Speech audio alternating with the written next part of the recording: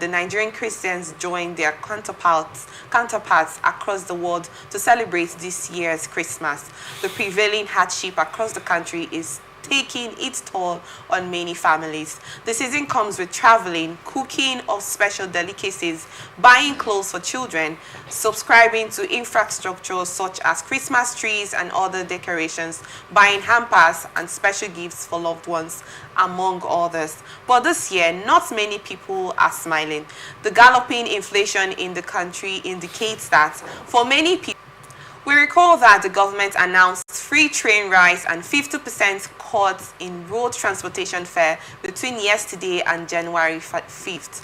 Transportation Minister Said Kali, who gave an update on the initiative yesterday, said the government came up with a gesture to cushion the effects of the economic crunch on ordinary Nigerians. Kicking off the 50% slash in road transportation, Senator Akali said 644,000 passengers would be conveyed to various parts of the country with 708 vehicles within the next 13 days.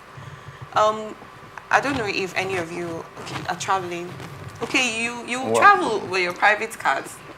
Well, let me say. Have you heard about the increase in transportation fare? I came back from Abuja on Sunday, and then the price is about for air is about 280 something thousand. Okay. The minimum. Then for you to bring things from Abuja to Port Harcourt, if it is one that will take seats, the minimum is 60 something thousand. Without a passenger. That's if you have a load that will occupy a seat. Okay. Which means the seat is about 60 something thousand to 70 something. Okay. Now the big question is, we have heard that the price of fuel have gone down to 900 and something.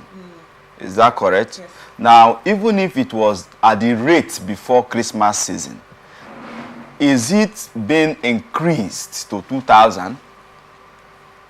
The big question is, Nigerian transporters have decided to be wicked on Nigerians. It has nothing to do with government. Coming on television to tell us that because of removal of fuel subsidy was removed and you increase the price of your transportation either to 30,000 or 40. How come you have doubled it because of Christmas and you are still giving the same flimsy excuse? So it's just wickedness of transporters towards Nigerians. So it has nothing. It's a recent development. Yes, you can. Yes, you can ask anybody. Well, the government has actually made provision of 50% slash. No. You see, when you talk about how many vehicles do the government have? I heard about this. What is that percentage? What is that? Yeah, and so where is it located? Okay. So if you are bringing vehicle on a day where people will not travel, or at the location where does it make any sense? So that's why I commend some state government like Cross River State, who had to arrange for flights for cross riverians in Abuja and in Lagos, free flights. And then I also saw in news Abu Aodua providing mass transit buses, free buses for their people from Motor Park. At least there are designations where these things will enroute. And some other leaders that have done notably well to reduce this pain. But the issue of transport hike is the wickedness of transporters. And I think it's not the question of even saying they are just wicked people. Because you cannot allude it to removal of fuel subsidy. Had it been the price of fuel increase, rather it decreased though, I don't know whether I'm communicating. But even if it was 1,150 or 1,200 you bought before Christmas time, or now the price have gone to 2,000, is that correct?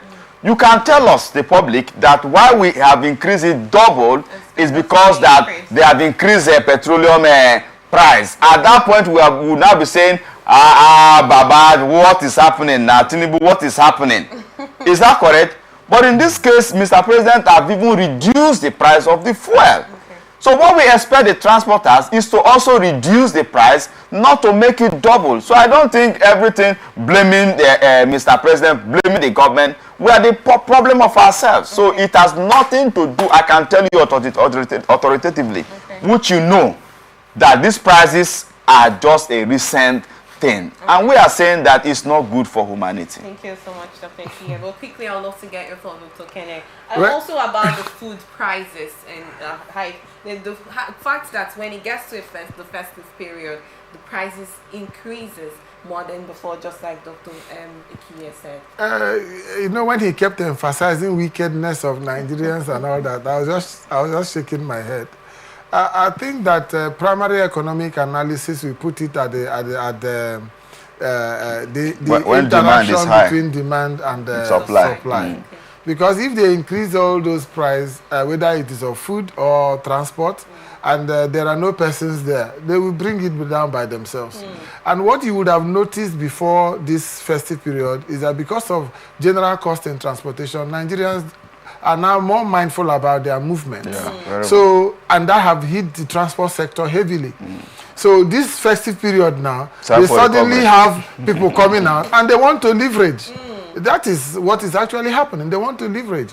I think that Nigerians are learning, and people are now becoming more careful with their choices and their travels, and opting for ways of making sure that they are not always on the road when it is not very necessary. No, we like moving a lot, but people are now learning how to stay in their homes and reduce their movements to the times when it is absolutely necessary.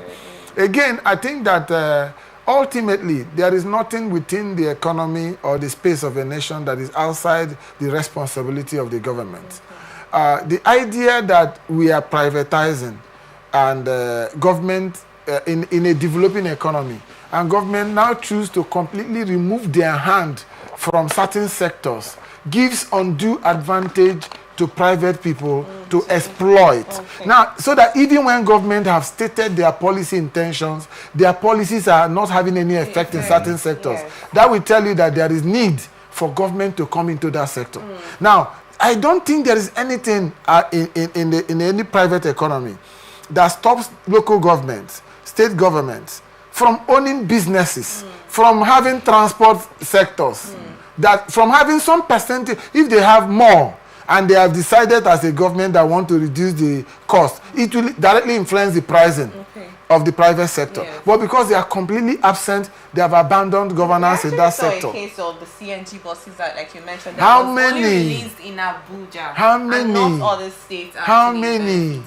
That's why they should come more into those sectors, so that their policy trust or pronouncements can begin to have real effect in the life of Nigerians.